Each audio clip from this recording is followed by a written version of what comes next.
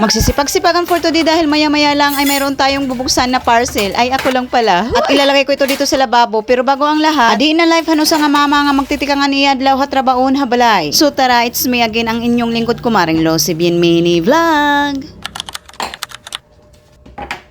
Sinimulan ang paghuhugas ng mga pinagkainan dahil ayaw kong nakatambak ito dito. Dahil hindi naman siguro ito pang display. Kailangan natin ito iligpit para hindi makalat ang ating lababo. Para naman malinis ito tingnan dahil hindi naman siguro tayo dugyot. Malamang. Pang last banlaw na nga ito kaya malapit ng person matapos. Sa paghuhugas lang ha mga mari dahil mayroon pa yan siyang ibang nakaabang na gawaing bahay. Ganun naman talaga tayo kapag mga gawaing bahay hindi lang iisa ang ating gagawin. Pero kapag napapagod na may dalang panermon na yan. O sige manood muna kayo at mananahimik muna ako dito.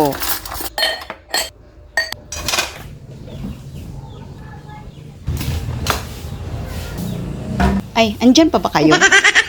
Nanahimik muna yan siya ng ilang segundo baka kasi naingayan na kayo sa kabubunganga ko. Charet. Nisan niya dyan dahil mayroon siyang ilalagay at syempre mga mari kailangan na rin ng deep cleaning dito. Dahil matagal ko na nga ito dito hindi nakukuskusan. Kaya ibigay na natin ngayon dahil may bago siyang ilalagay kaya napalinis yan siya. Ito nga mga mari ang sinasabi ng kumaring Losi Binyo kung mayroon na kayo nito sa kusina nyo, di wow.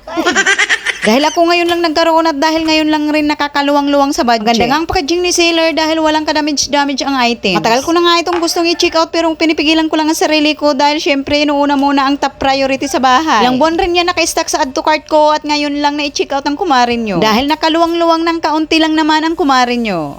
Dati atat na atat ang kumarin nyo na magkaroon nito at hindi may check out dahil kulang ang budget. Ngayon nahawakan niya na ito ay sobrang excited niya na i-assemble ito. Alam ko maliit na bagay lang ito sa inyo pero para sa akin ay malaking bagay na nagkaroon ako nito dahil mayroon na akong paglalagyan ng mga condiments bottle. At tingnan nyo naman mga mari, sobrang ganda nga nito. Pasobra pa nga si Sailor sa mga tornilyo, just in case lang siguro kulangin ito. Ay, mayroon na siyang bagong gamit. Kapag may bagong gamit sa bahay, ay talaga naman nagbibigay ito ng saya sa kumari nyo. Kung ganun rin kayo mga mari, hoy, it's a time. Dito ko nga siya ipupwesto dahil malamang malapit siya sa lutuan. At syempre hindi na patatagalin pa ililipat na niya agad ang kanyang mga condiments bottle sa bago nilang condiments rack. Pagpupunasan bago ilagay ang mga condiments bottle para mapanatiling malinis ito. At yung hanging shelf nga na ginawa ko dati na nasa itaas ay dyan ko na lang ilalagay ang lagay ng mga toothbrush at lagay ng mga kutsilyo at pansandok sa kanin. At syempre ibabalik sa mga kanya-kanyang pwesto ang mga gamit na inalis ko kanina. Malinis na ulit ang lababo ni kumaring Losi Bien kaya pwede na ulit magkalat. Huy, huwag naman. Baka magmalamasingan ang bunganga ko. Tiyara. Syempre wala namang magagawa kung maya-maya lang ay makalat na ito ulit dito dahil lababo nga ito. At dito naman ako sa kabila maglilinis dahil makalat na nga rin dito. Ibabalik muna ang mga plato, mangkok sa dish rack at saka na siya magpupunas-punas. Dahil araw-araw sobrang mga alikabok dito dahil kay habagat. Hangin kaya mabilis magkaroon ng alikabok sa loob ng bahay. Kaya araw-araw ang pagpupunas niya dyan. Kaya kapag nadalaw ni Katam ay bahala ka dyan. Hoy, hindi gano'n. Ay ngayon ko lang pala ibabalik ang mga plato, mangkok, kutsara, tinidor sa kanya-kanyang lagayan pagkatapos ko magpupunas sa mga alikabok. Pasensya naman, tao lang at nagkakamali. Buti na lang talaga may mga takip na itong dish rack at utensil organizer ko. Malaking tulong nga ito dahil hindi naman basta-basta napapasukan ng alikabok. Siya nga pala mga mare, kumusta po kayo dahil dito sa amin ay habagat, maaraw at walang ulan. Napapanood ko nga sa news ay maraming lugar na binabaha. Keep safe po mga mare at samahan na rin natin ang dasal. Na sana hindi na umulan dyan sa inyo para humupa na ang baha. Have a good day. Bye-bye. Mag-ingat po tayo.